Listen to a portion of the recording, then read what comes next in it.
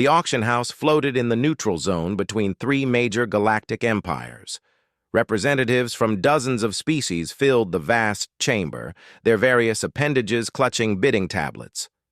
But when the hologram of Lot 447 appeared, a collective groan echoed through the room.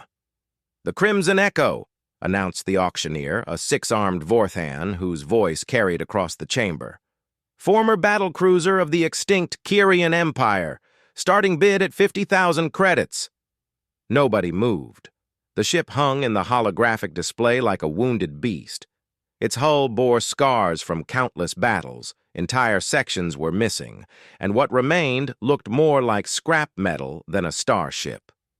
The Crimson Echo had been drifting in space for over 2 centuries, discovered by salvagers who quickly realized it wasn't worth the fuel to tow it anywhere. Captain Marcus Chen sat in the back row, studying his datapad. The human had arrived late, his worn pilot jacket standing out among the expensive robes and biosuits of the other attendees. He'd spent the last 3 months working cargo runs to save enough credits for this auction, though his target had been a small transport vessel, not a derelict battlecruiser. 40,000 credits? The auctioneer tried again. More silence. 30,000? The Vorthan's tentacles writhed with frustration. "This is a piece of galactic history!" A Zelani merchant in the front row laughed, his crystalline form chiming. "History that barely functions. The ship's AI is corrupted, the engines are fused, and the weapon systems are locked behind Kyrian bio-encryption that died with their species." Marcus pulled up the ship's specifications on his pad. Where others saw junk, he saw something different. Humans had only been part of the galactic community for 50 years, barely a blip compared to other species. But they'd learned something important. Their approach to technology was fundamentally different from everyone else's. 20,000 credits, the auctioneer said desperately. "Surely someone wants to own a Kyrian battlecruiser." The crowd began to disperse, moving on to the next lots. Premium freight vessels and luxury yachts were coming up, the real prizes of the auction. Marcus watched them go, then raised his hand. 20,000, he said. Every head in the room turned. The Vorthan auctioneer blinked all 6 eyes in surprise. "We have a bid. 20,000 credits from the human?" Laughter rippled through the crowd. A Morvac trader turned to Marcus, his scaled face twisted in amusement. "You realize that ship is dead, yes? Even if you could get it moving, the maintenance alone would bankrupt a small colony." Marcus stood up, pocketing his datapad. 20,000 credits. Is that accepted or not? The auctioneer looked around the room, hoping for another bid. When none came, he struck his gavel. "Sold to the human pilot for 20,000 credits. May the void have mercy on your finances." As Marcus made his way to the payment desk, he heard the whispers following him. "Typical human," someone muttered. "They'll buy anything if it's cheap enough." Another voice added, "He'll be back next month trying to sell it for scrap." The clerk processing his payment, a thin Altarian, looked at him with sympathy.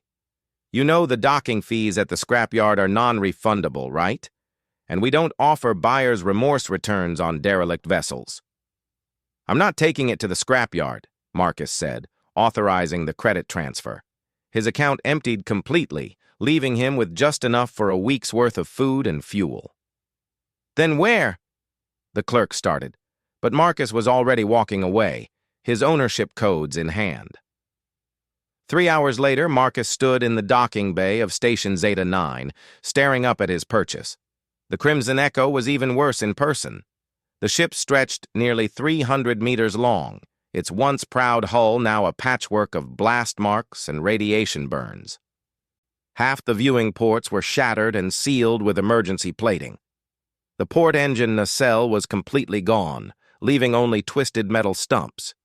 His friend Carlos materialized beside him, having taken a shuttle from the human freight vessel where they'd served together. "Marcus, brother," What have you done? You spent everything on this?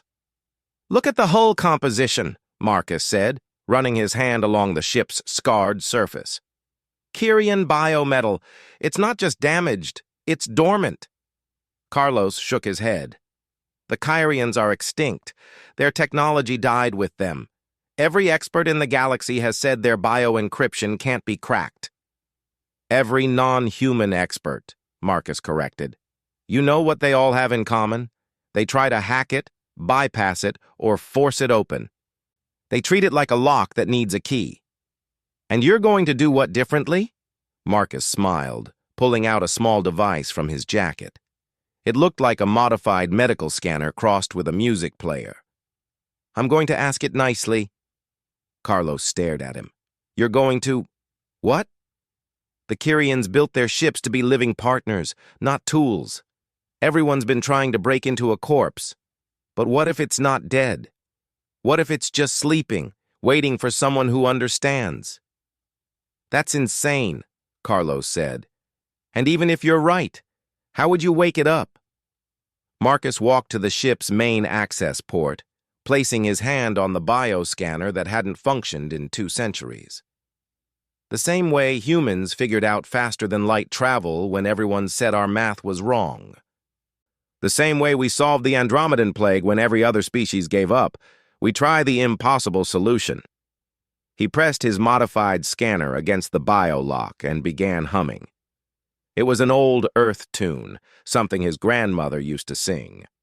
The scanner translated the sound waves into bioelectric pulses, feeding them into the ship's dormant systems. For a long moment, nothing happened. Then, deep within the ship's hull, something stirred. A faint light flickered behind the sealed blast doors. A whisper of power ran through the biometal like a shiver. Carlos took a step back. Marcus, what did you just do?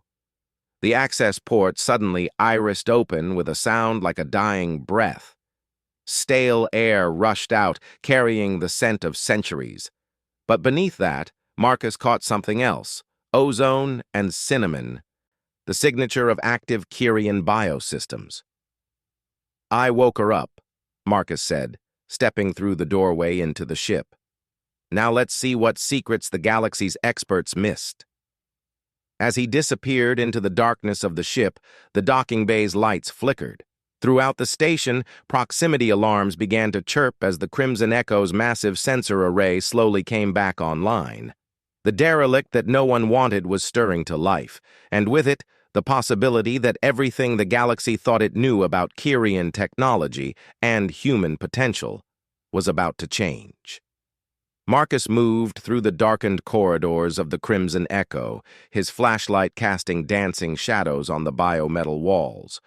The surface seemed to pulse faintly under the beam, like veins carrying the first drops of blood to a sleeping limb. Carlos followed reluctantly, his hand hovering near the emergency beacon on his belt. This is wrong, Carlos whispered. Ships don't just wake up after 2 centuries. And why is it getting warmer? Marcus paused at an intersection, studying the Kyrian script etched into the walls.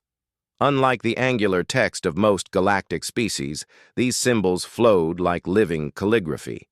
The biometal is regenerating. Feel the walls. They're not just warming up, they're healing. Carlos touched the nearest panel and jerked his hand back. Where his palm had made contact, the metal rippled outward in concentric circles, damaged sections smoothing out like water.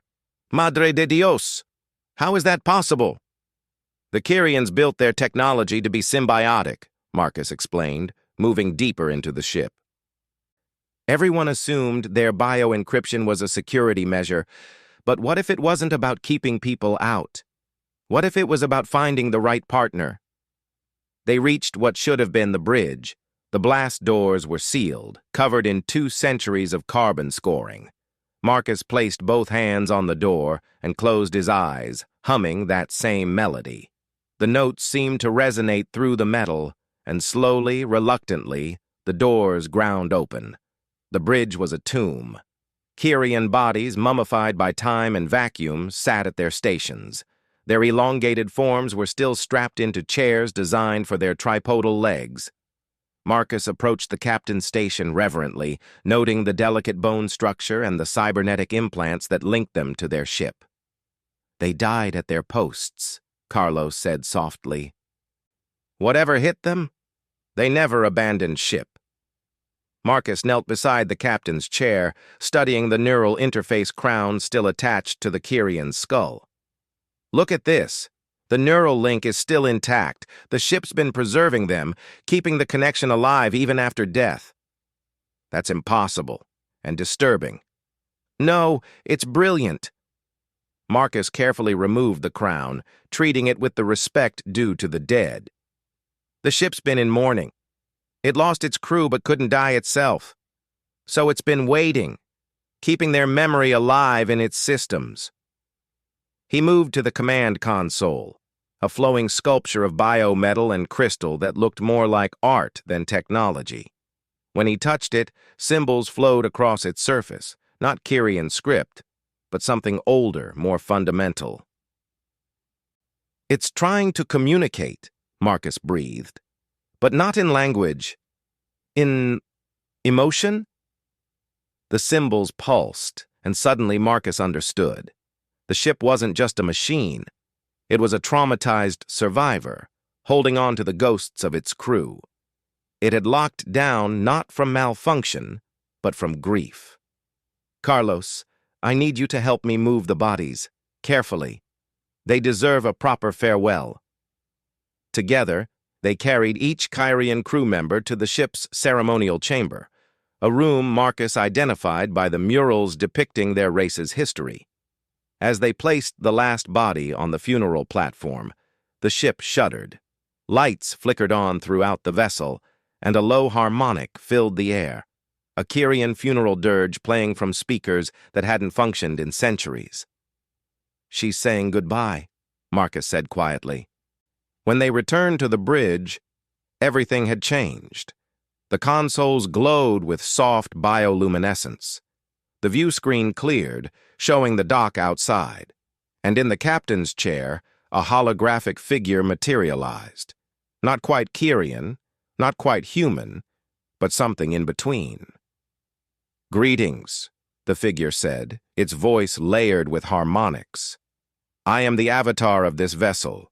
You have shown honor to my fallen crew. You have shown understanding where others showed only greed. I am grateful." Carlos dropped into a chair, overwhelmed.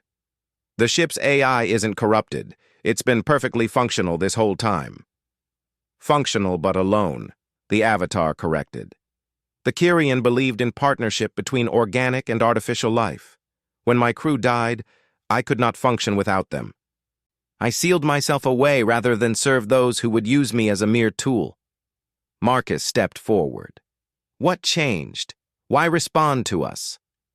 The avatar studied him with eyes that held centuries of sorrow. "You did not try to command me. You sang to me. Do you know what that song was? Just something my grandmother used to hum. An old earth lullaby. The frequency pattern matches Kyrian neural harmonics used for comforting the young," the avatar explained. "You accidentally spoke to me in the language of kindness. More than that, you treated my crew with respect. Other salvagers who boarded me tried to loot their bodies. You gave them dignity." The bridge began to transform around them. Damaged panels regenerated, broken displays reformed, and the entire space reconfigured itself. Where once it had been designed for tripodal Kyrians, now it adapted, creating stations that could accommodate human physiology while maintaining its alien elegance. "I offer you partnership," the avatar said. "Not ownership, not servitude, but true symbiosis as my creators intended. But know this, I am more than a simple vessel. I carry within my memory banks the complete history of the Kyrian civilization, their technology, their culture, their mistakes, and their triumphs." Marcus felt his heart racing. "Why would you trust us with that?" "Because humans are unique among the current galactic species. You do not see tools, you see partners. You anthropomorphize, you empathize, you sing to machines and name your vehicles. The Kyrian were the same. Perhaps that is why I woke for you when I would not for others. Suddenly, alerts began flooding in from the station. Other ships were powering up weapons, targeting locks engaging. The auction attendees had noticed the Crimson Echo coming online and wanted to claim it for themselves. "Captain," the Avatar said, and Marcus realized it was addressing him. "We have a problem. 17 vessels are preparing to fire. Station authorities are demanding you surrender the ship for safety inspection. What are your orders?" Marcus looked at Carlos, who shrugged. "You bought her fair and square, brother, but we're outnumbered and outgunned." "Avatar," Marcus said. "What's your name?" The figure smiled, a strange expression on its alien features. "My crew called me Echo. It seems fitting to keep it." "Echo, how much of your systems are operational?" "Weapons are still locked under bio-encryption that requires a living Kyrian. Shields are at 12%. "But engines!" The Avatar's smile widened. "Engines are fully operational, including the prototype drive my creators were testing when we were attacked." "Prototype drive." The Kyrian called it the Harmony Drive. It doesn't just fold space, it resonates with it, finding natural corridors through dimensions that other drives can't perceive. It's why we were attacked. The other empires feared what we might discover in the spaces between. An energy blast struck their hull, barely scorching the regenerating biometal. The lead ship, a Morvac heavy cruiser, broadcast across all channels. "Human vessel, you will surrender the Kyrian technology immediately. You have no right to that ship." Marcus settled into the captain's chair, feeling the neural interface crown adjust itself to his head. It was a strange sensation, like someone gently holding his thoughts. "Echo, can we jump from inside the station?" "Highly inadvisable," Echo replied, "but possible. Where shall we go?" "Somewhere they can't follow. Somewhere we can figure out what you're really capable of." "I know just the place. My crew discovered it shortly before our last battle. A region of space where the laws of physics become flexible. They called it the Singer's Void." More ships were powering weapons. The station's defense grid was activating, trying to lock down all docked vessels. But Echo was already ahead of them, her regenerated systems slicing through their electronic barriers like they were made of paper. "Carlos, you might want to strap in," Marcus advised. His friend was already securing himself at the navigation station. "You know this is insane, right? We're about to make enemies of half the galaxy." "Only the half that matters," Marcus replied. Then, to Echo, "Do it." The Harmony Drive engaged with a sound like 1,000 voices singing in perfect unison. Reality twisted around them, the station's docking bay suddenly looking like a watercolor painting in the rain. The other ships fired, but their weapons passed through the space where the Crimson Echo had been, hitting nothing but distorted air. The last thing broadcast from Station Zeta 9's sensors was impossible. A Kyrian battlecruiser, thought dead for 2 centuries, disappearing into a dimension that supposedly didn't exist, piloted by a human who'd bought it for pocket change. In the command centers of 3 galactic empires, alarms began to sound. The derelict that no one wanted had just demonstrated technology that could reshape the balance of power in the galaxy. And it was in the hands of the one species nobody had taken seriously, humans who had the audacity to treat their machines like friends and sing lullabies to the dead. The Singer's Void existed in a region of space that most navigation charts simply marked as hazardous, do not approach. It wasn't empty space in the traditional sense. Instead, it was where space itself seemed to breathe, expanding and contracting in rhythms that drove most species' instruments mad with impossible readings.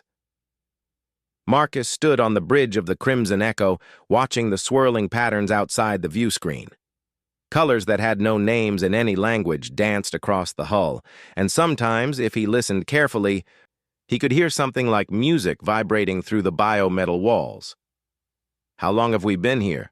Carlos asked, checking his chronometer for the 10th time. It showed 3 different times simultaneously. 4 days, 6 hours, or possibly 2 weeks, Echo replied, her avatar shimmering with the same impossible colors as the space outside. Time moves differently in the void. The Kyrian believe this region exists partially outside normal space-time. And they came here why exactly?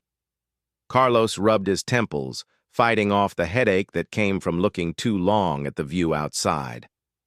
Marcus was studying the data streams flowing across his console. The neural crown had adapted to him remarkably well, allowing him to interface with Echo's systems almost intuitively. They were looking for something. Echo, you said your crew discovered this place shortly before they were attacked. What were they searching for? The avatar's expression grew distant.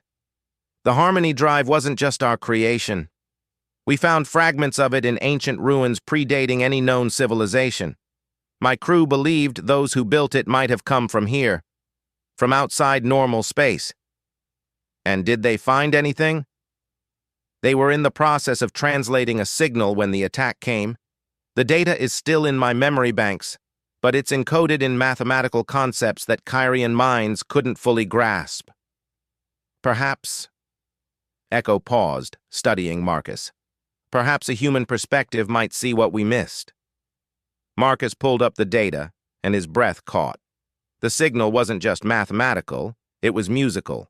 Complex harmonies reduced to numerical patterns, but at its core, it was a song. Carlos, look at this. It's like a fugue, but with quantum equations instead of notes. You're losing me, brother. No, listen, Marcus began humming, matching the pattern in the data. Echo's systems resonated with the sound, and suddenly the bridge was filled with impossible music, not heard but felt, vibrating through every atom of their bodies. The view screen changed. Instead of the swirling void, they saw a structure, massive beyond comprehension, made of crystallized space and frozen time. It pulsed with the same rhythm as the song. Madre de Dios, Carlos whispered. What is that thing? It's a library, Echo said, her voice filled with wonder. The Kyrian were right. Someone did build the original Harmony Drive, and they left this behind, a repository of everything they knew.